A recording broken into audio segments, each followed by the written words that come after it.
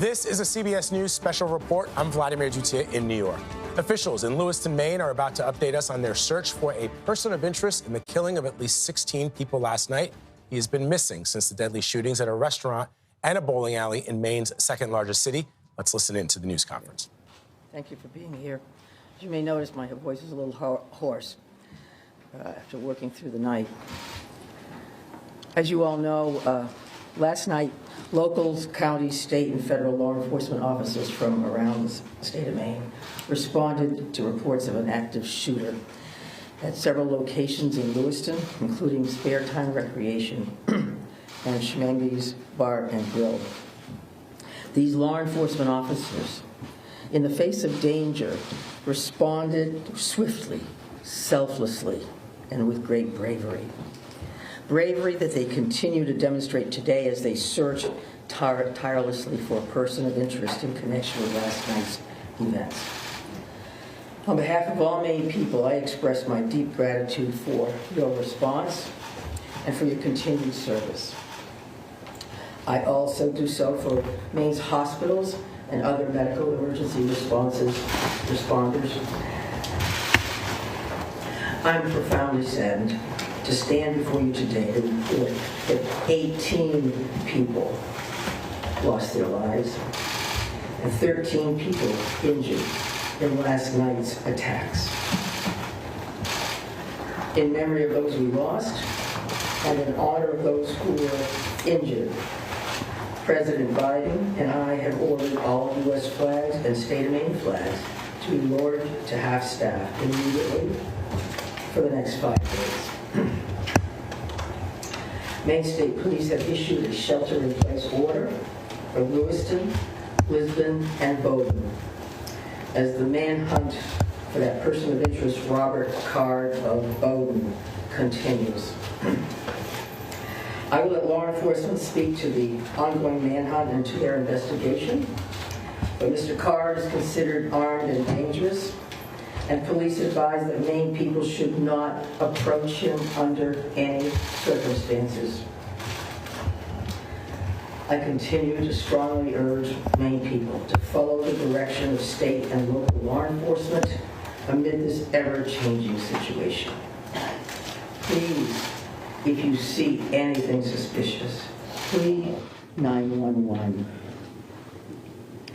There are still many things we don't yet know about these attacks, but the full weight of my administration is behind law enforcement's efforts to capture the person of interest, Robert Card, to hold whoever is responsible for this atrocity accountable under the full force of state and federal law, and to seek full justice for the victims and their families. We cannot and we will not rest in this endeavor. My administration is coordinating closely with local, regional, and federal officials to respond to this shooting. I have spoken twice with President Biden. I've spoken with Vice President Harris, Secretary of Homeland Security Mayorkas, and Secretary of Health and Human Services Becerra, all of whom have called me last night to express the Biden administration's full and unwavering support and to offer any and all help that we, the people of Maine, might require. The governors of our neighboring New England states and of other states have contacted me to offer aid, and I am sincerely grateful for their friendship and support.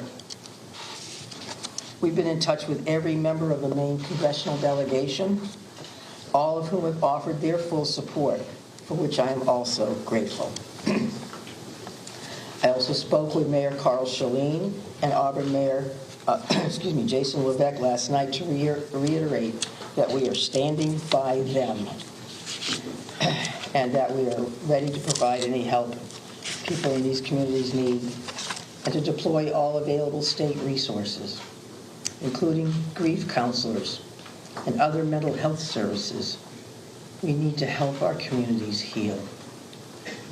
If you or a person you love need someone to talk to during this difficult time, please call or text 988 for free and confidential counseling. 988. Look, Lewiston is a special place. It's a close-knit community with a long history of hard work, of persistence, of faith, of opening its big heart to people everywhere. Lewiston is where I worked for years. It's where I met and married my husband and where our girls went to school. I love this place just as I love our whole state with my entire heart. I'm so deeply saddened, as is every one of the 1.3 million people of this beautiful state. This city did not deserve this terrible assault on its citizens, on its peace of mind, on its sense of security. No city does, no state, no people. No words can truly or fully measure the grief of Maine people today. Our small state of just 1.3 million people has long been known as one of the safest states in the nation. This attack strikes at the very heart of who we are and the values we hold dear for this precious place we call home. All Maine people are sharing in the sorrow of the families who lost loved ones last night. Loved ones, normal people who were killed or injured while unwinding from a day of work or while spending time with their family and friends, socializing. So on behalf of the 1.3 million people of the whole state of Maine, I hold these families and this city in my heart today. I know that the people of Lewiston are enduring immeasurable pain. I wish I could take that pain off your hearts, off your shoulders, but I promise you this, we will all help you carry that grief. I ask Maine people to join me in offering our comfort to the families and friends who have lost someone, and in offering our prayers for swift recovery for those who are healing in Maine's hospitals today. This is a dark day for Maine. I know it's hard for us to think about healing when our hearts are broken. But I want every person in Maine to know that we will heal together. We are strong. We are resilient. We are a very caring people. In the days and weeks ahead, we will need to lean on those qualities more than ever before. As we move forward, struggling as we may, let us wrap our arms around one another, offer comfort and solace and love. I know the Maine State Police will continue to release information to the public as we confirm it, and information about any steps that the public might take to support the people of Lewiston at this time. May God bless the people of Lewiston and bless the memories of those we've lost. Thank you. I'm going to turn it over to Commissioner Sasha. Thank you very much, Governor. We certainly appreciate your support. The city of Lewiston does, the state of Maine, and certainly our first responders. We feel that love every day, and thank you very much for that. I would also say that we want to say thank you to really a large number of other elected officials across our state, whether that's the federal delegation, local elected officials, and many others that are part of organizations or law enforcement agencies that truly wanted to join us today at this particular press event and wanted to speak on behalf of their communities. And as the governor had mentioned, and everybody else will reiterate, our reality for today is that this suspect is still at large. And we want to provide community support for the victims, for the families, and the communities across the state. But we also have an incredibly strong laser-like focus on bringing this suspect into custody and ultimately to justice. So because of that mission for this particular event and today's activities, we're keeping the list of speakers and the agenda pretty tight. And that will include next up at the podium would be Chief Dave St. Pierre from the city of Lewiston. And some other members of his command staff are present. What I will say to the city of Lewiston, and you know this because you feel it every day, but you're lucky to have a chief like Chief St. Pierre and his entire law enforcement agency. From every level, those officers put their heart and their soul on the line on behalf of their community last night and into today. And they're doing it for the right reasons. They do it because they care.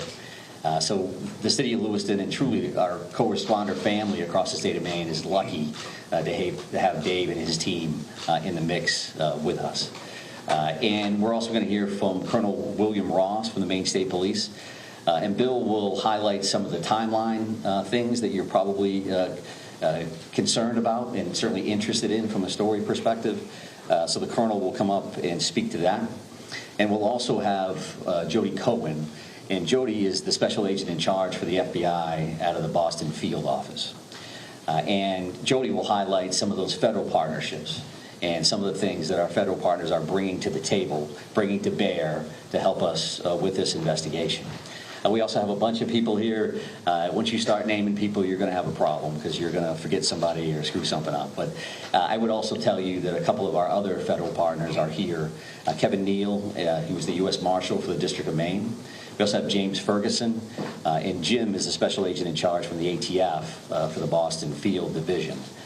They are heavily invested with staff along with the FBI, and we can't thank them enough for all that they're doing on behalf of our state.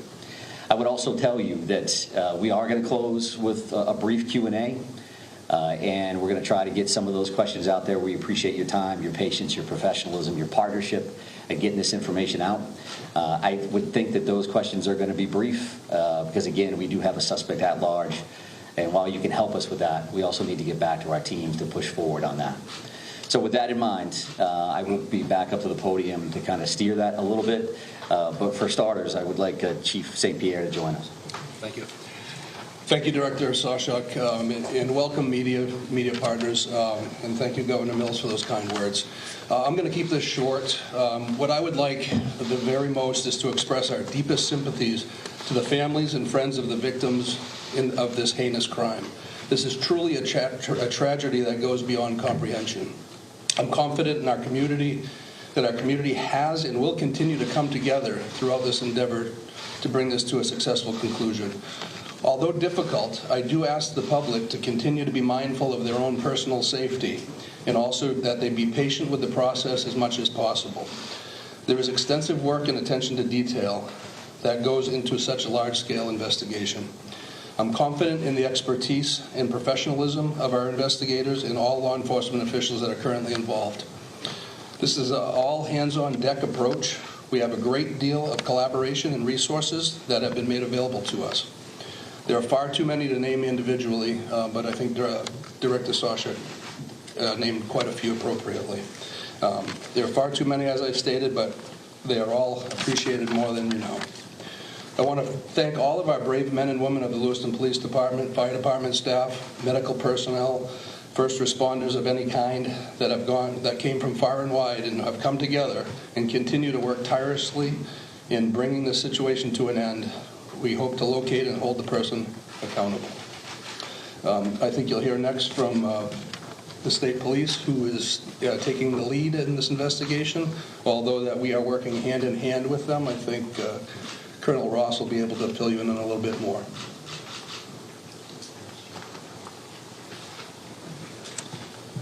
Thank you, Chief. First and foremost, this is an ongoing homicide investigation and search for the person that is responsible for it. We're in the early stages of this investigation, and I just want to let you know we will have updates. We'll be putting some type of a schedule out later on. But again, early stages of a homicide investigation, we want to be careful that we're doing things correctly.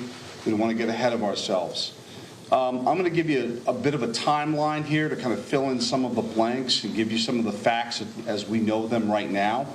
A lot of this information will then be transferred to the Attorney General's office, as they will be the lead prosecutor, again, in any homicide investigation. Last night, October 25th at approximately 6:56 p.m., the Auburn Communications Center received a 911 call of a male shooting in Just in Time, or the Spare Time Recreation Center in the town of Lewiston, located at 24 Mollison Way in Lewiston. Shortly after that, at about 7:08 p.m., the Communications Center received multiple 911 calls about an active shooter inside of a Smenji's Billiards at 553 Lincoln Street in the town of Lewiston. A large law enforcement response from multiple surrounding agencies assisted the Lewiston Police Department in trying to identify who this individual was and what was happening. As you can imagine, this was a very fast-paced, fast-moving, very fluid scene, very dangerous scene that these guys and girls were going into. 18 people are now deceased at this time. The victims at the Just in Time establishment, 7 people are deceased there, 1 female and 6 males, all from an apparent gunshot wound. Victims at the Schmegli's Billiards, 8 are deceased. 7 males inside the establishment, 1 male outside of the establishment. Again, also apparent gunshot wounds. Multiple people were transferred to area hospitals, Central Maine Medical Center, St. Mary's, and Maine Medical Center. 3 people that were transferred to those hospitals are deceased, for a total of 18 people deceased at this time. The investigation into the person responsible for this identified a vehicle located at the Przebscott boat landing in Lisbon. That person, through the registration of that vehicle, was identified, it's been stated earlier, as a Robert Card, born in 1983. Several of the deceased have been identified, and their families, next of kin, have been notified. Approximately 8 people at this point have been identified. 10 people, 10 of these victims, still need to be identified at this time. Currently, there is an arrest warrant for 8 counts of murder for Mr. Card. And the reason it's 8 counts because 10 people have not yet been identified. As those people are identified, the counts will probably go to the total of 18. He should be considered armed and dangerous. Based on our investigation, we believe this is someone that should not be approached. This is someone that should be, if you come into any contact with this individual or someone that you think looks like this individual, you were to call 911, and I'll provide some tip line numbers at the conclusion of my briefing. The Lewiston Police Department, federal, state, county, and other local municipalities are involved in a coordinated search at this moment for this individual. So there's the ongoing investigation and there's a search to apprehend this person. Both happen simultaneously. I can't stress this enough. This is an ongoing investigation in the early stages. More information will come out in conjunction with the Attorney General's office as the lead prosecutor. We can't share all of our information right now, and I'm sure you understand that. I'm going to give out 2 numbers that go to a tip line. 911 is also appropriate for this, but if anyone can call these 2 numbers, this would go to the state police tip line. Area code 207-213-9526, 207-509-9002. And we'll be sending something out later that has that information in it if you weren't able to grab that now. Again, this is a very fluid situation. We have a lot of resources, as Chief St. Pierre had mentioned earlier, that are on the ground in a coordinated effort to apprehend this individual. We've notified the Department of Education, and they have determined what they're going to do with the schools. A lot of schools, area schools, were shut down today based on our conversation with them. Again, as more information comes in, we'll be providing it to you. Thank you for your time. This is a very difficult time for, I think, the community of Lewiston, difficult time for obviously the victims' families. It's a tough time for law enforcement. It was a rough night last night, but we're committed to bringing whoever's responsible this to justice. And again, we are currently looking for Mr. Card right now, someone that we'd like to apprehend. Thank you. Thank you, Colonel. And FBI Special Agent in Charge, Cohen, if you could join me, please.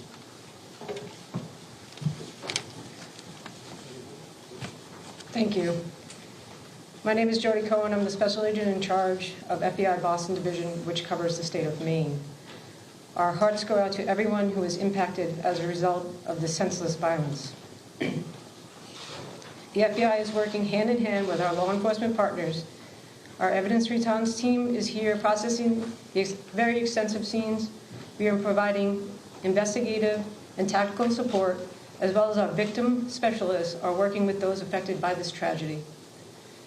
As this very active investigations continues to unfold, we're asking the public to stay vigilant and come forward with any information that you might have that you feel is helpful to our investigators. My pledge is that the FBI will carry out this investigative case with rigor.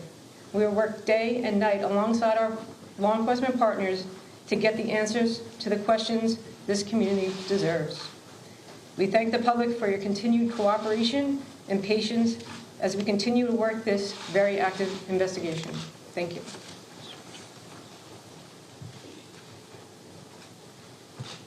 Appreciate that. And I would say that the reality here from a resource standpoint is that when we've asked for anything, the answer has been yes, period. Tactical teams, evidence response teams, full-blown investigative units, detective units that have come from multiple states, whether it's the commissioners from Vermont and New Hampshire reaching out to me directly, Massachusetts saying, what do you need, Mike? What can we do for the state of Maine? So we are now prepared to try to take a few questions. And keep in mind, again, that we may not be able to answer as in-depth as you would like, and we don't plan on taking a great deal of questions. I think follow-up press events will allow for that. Sir?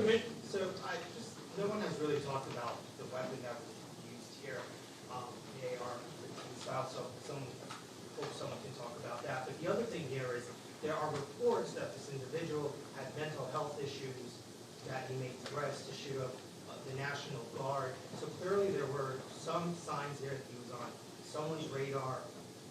The question becomes, why was he in possession of this weapon? And certainly, why wasn't he stopped soon? Yeah, I think those are all valid questions, and certainly questions that we are looking into now, but not questions that we can answer today. Considering that this occurred last night, there's still an active search for the suspect in question. So I can appreciate those questions, but not something we're going to be able to answer right now. Is it something that you're investigating and looking into? It is certainly one of those things that we want to follow up on, all aspects of that. Go ahead, right here. Yes. Can you give us a sense of the ages of who has died, how many are under 18 and how many are over 18? I'm not sure we have that information with us today. We wanted to break it down by gender because that's something we had readily available. We did not break this down into age ranges at all. So what can you tell us, what can you tell us about the background of the suspect in this case, or I should say the person of interest, because I noticed the language is very clear. You're saying person of interest, not suspect. So why use that terminology, and what can you tell us about his background? Yeah, I think we used person of interest last night for half of the room that was here for that press event. As the Colonel had mentioned, there is now arrest warrants for murder for this particular individual, Mr. Card. So he is viewed as a suspect, and there is a full court press by all of our partners to bring him into custody. What was the second piece of that question? What can you tell us about his background? Shimon had asked a second ago about the idea that he had voiced concerns about his own mental health, right? Had been committed, according to language in the police bulletin, to a mental health facility for weeks. how could someone that fits that profile still be in possession of semi-automatic weapons? Well, I do think that the statutes around firearms and the possession of those are pretty complex. I know that we will be reviewing that information as we move forward, but that's not an answer that we're prepared to give today, because that leads to motive. You're talking about behavioral health issues and how that impacts this situation. I would expect you'll hear back from us on that in the future. Right here, sir. Yeah, I've got a question about, we've seen helicopters as far north as but can you tell us anything about what's leading you, that far north of the scene where you got the car? Yeah, sure. So we have law enforcement assets that are deployed over a number of communities doing follow-ups on a number of different things. So as you can imagine, there's a great deal of search warrants that we're following up on. We do have partners, that helicopters from the New Hampshire State Police. That copter was here last night to assist us as well.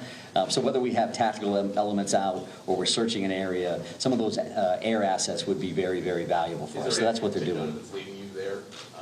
We're not going to speak to what brings us to a specific community one way or the other. Yes, ma'am. Right here. Identifying the unidentified victims, what are people encouraged to do? Is there DNA being, tested for family members who may have missing loved ones? Like, what's that approach right now? Yeah, so we did have a family a reunification center open last night. We do have behavioral health liaisons that are fully engaged to work with families and work with loved ones and work with victims, for that matter, that may be in the hospital and seeking treatment. So those things are actively occurring. We are dealing with each one of those situations separately. So do we need DNA on that? Are we just waiting to find a loved one, some kind of family member that we can make a notification? I think that varies across the board. I'm going to take two more questions. I'm going to take two more. Right here. Yes, was there some sort of triggering event? Is that something that you're investigating? I think we're always concerned around motive. That you say triggering event, that's a motive for us. Again, that's not something we're prepared to discuss today, but I do appreciate the question. It's clearly something that's important. One additional follow-up from you. Can you help us understand why these locations, why this bar, why this bowling alley? Was he looking for someone? Was he looking for something? I think that does speak to motive, so I appreciate the follow-up, but not something we're going to be prepared to answer today. And I have one more question. Right here, sir. Right here. Can you say, is card, first off, to clarify, with the arrest warrants issued today, and can you say if card is still in the state or if he's still alive? Well, we're actively searching for him. If I knew the answers to those questions, and this would be a different press conference, I would assume. So we don't know his location, and I'll leave it at that. And we are working with the Attorney General's office reference to those opposites. So with that in mind, we're done taking questions for now. So we are going to actually take off at this point. Thank you very much for being here. I appreciate that. Thank you, everybody. Have there been any credible sightings? We've not really gotten many answers. All right, you've been listening to a press conference in Maine as officials are updating us on yet another mass shooting in this country, one that took place last night in the town of Lewiston, Maine, a tragedy that goes beyond comprehension. The words of Lewiston Police Chief David St. Pierre. We know that the now suspect is Robert Card, 40 years old. There's an arrest warrant out for his arrest, 8 counts of murder, because there are 10 people that have not yet been identified. The number of people that have died, 18 people in this horrific mass shooting. Elaine Keano is on the ground covering the story for us in Lewiston, Maine. One of the things that we heard, Elaine, was from the governor, Janet Mills, talking about the community of Lewiston and the surrounding areas. You've been talking to residents there. What are they telling you this morning? Yeah, one man that I spoke with who lives basically just behind the bowling alley said that he was terrified when they got the alerts last night. They looked out the back, they saw the activity, and they stayed put. He said this is basically a big, small town, the kind of place where a lot of residents leave their doors unlocked at night.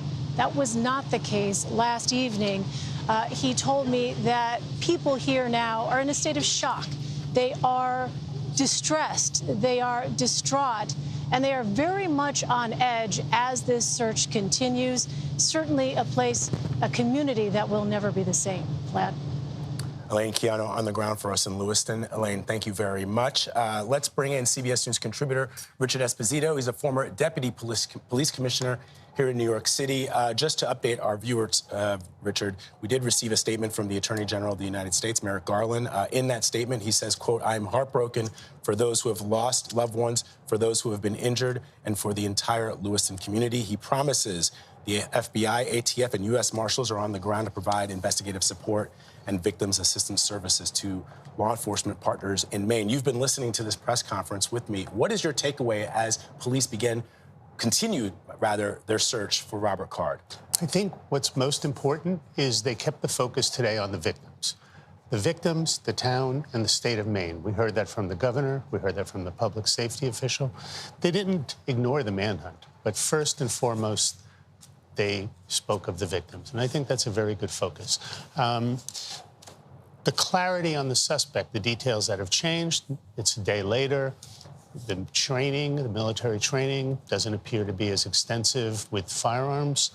And now they're looking at a manhunt where the FBI evidence team is brought in. It's a small town. The FBI really knows how to do this, and the evidence will go to their lab in Quantico, most likely, where they will perform the analysis of what the evidence is that will be brought to trial. And they're in the manhunt. They made clear they're not sure what the suspect is. We know at CBS that there are other vehicles available to the suspect. There appears to be a motorcycle, a Yamaha, that may be registered to a family member of his. And he, in the past, appears to have had a motorcycle, which may still be, and it's just not registered. So they're looking for other vehicles, and they're looking across the region. Even New York had a press conference today. There's no nexus to that city, but they wanted to make clear they're paying close attention to it. And last night, they took down his social media.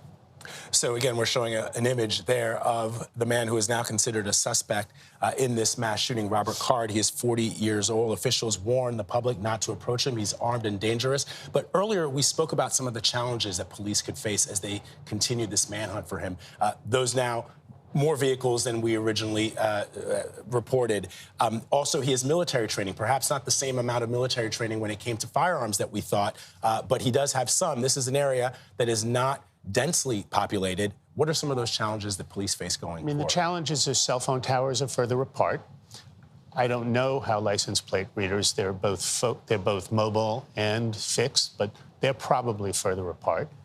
Maine is very rugged, very cold, so he might have some challenges too. You can see in the pictures that he holds his rifle properly. He knows what he's doing. Whatever level of training, he's a person who is very, very dangerous. Again, the news, 18 people killed in that mass shooting in Lewiston, Maine yesterday evening. The governor, Janet Mills, offering the number 988 for anybody who wants free and confidential consultation about, once again, another mass shooting in this country. Our coverage of the Maine shooting will continue on CBS News Streaming, your local news, and tonight on the CBS Evening News with Nora O'Donnell. Some of you now will return to CBS Mornings. This has been a CBS News Special Report. I'm Vladimir Duthiers, CBS News, New York.